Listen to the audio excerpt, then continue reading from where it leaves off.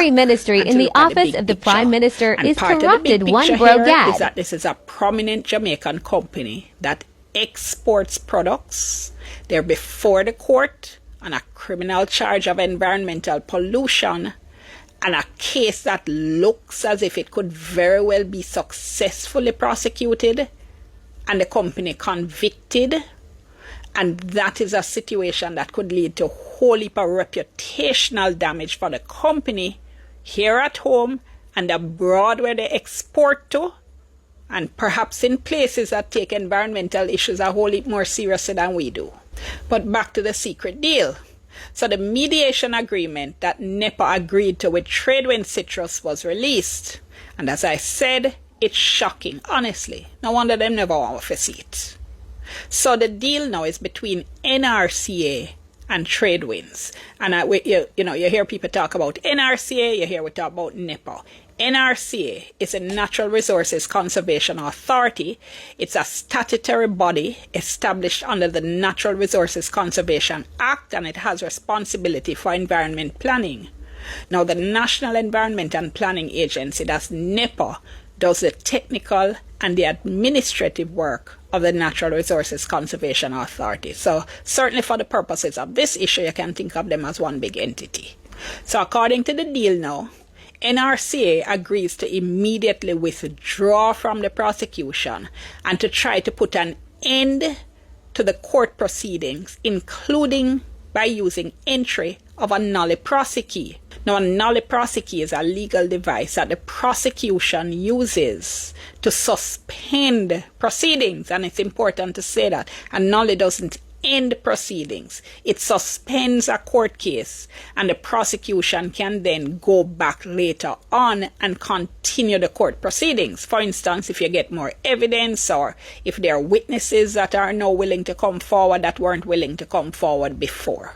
So here's the thing. NEPA had been granted what's called a fiat to prosecute environmental cases by the Director of Public Prosecutions. A fiat means permission to prosecute. So instead of prosecutors from the office of the DPP handling the matter, these cases, including this one, were being handled by permission by NEPA. But acting DPP Claudette Thompson told me on Radio Jamaica's Beyond the Headlines that the DPP's office really didn't know what was going on in this case. She said NEPA wrote to the office of the DPP in October saying it had been recommended, they didn't say by who, that they asked for a nolle, and that they would be back in court on November 27th and that they urgently needed guidance. Now, Ms. Thompson said on November 27th, her office wrote back saying they needed more information. Said they didn't have the file, with the reports and letters and everything that went on in the matter. And she said they can't give guidance if they don't have the background information. And she said the next thing she heard, she was hearing on news that the matter had been disposed of. All right. So here's a look at the agreement itself.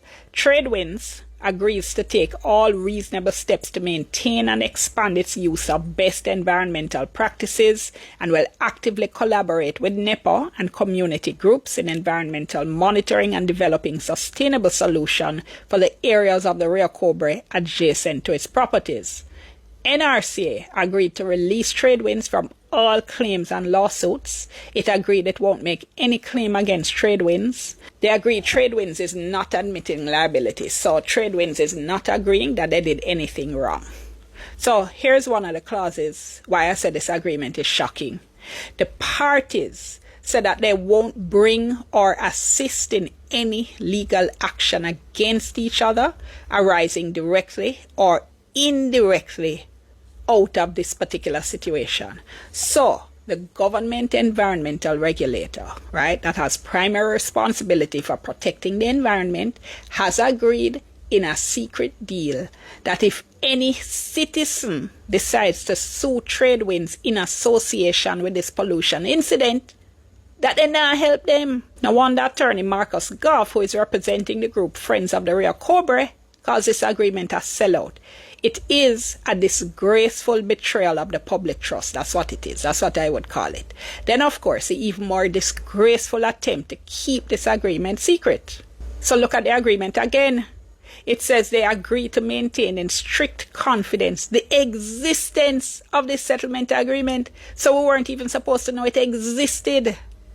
Wonder if somebody screwed up there. And the fact that we now know what is in it should not blind us to the fact that it's completely out of order that this agreement was made at all.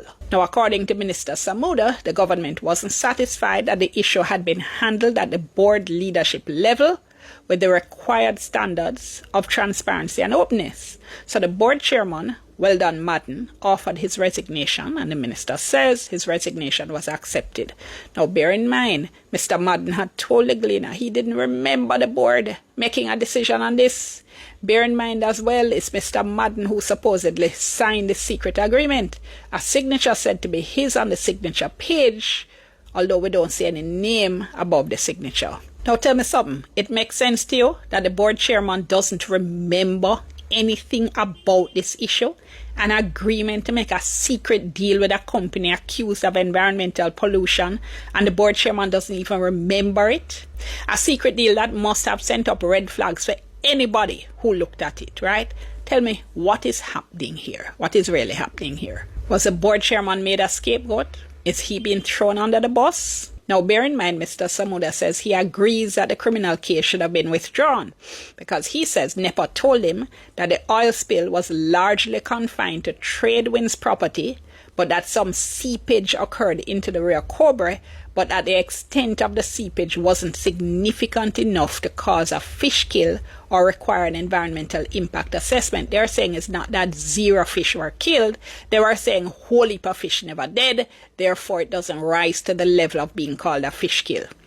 He also says that a determination was made by NEPA that there wasn't any basis for compensation or extensive consultation with stakeholders, and that Tradewind Citrus assumed full responsibility for the cleanup, and the cost of the cleanup was a whole heap more than the fines under the Wildlife Protection Act, which amounts to a maximum of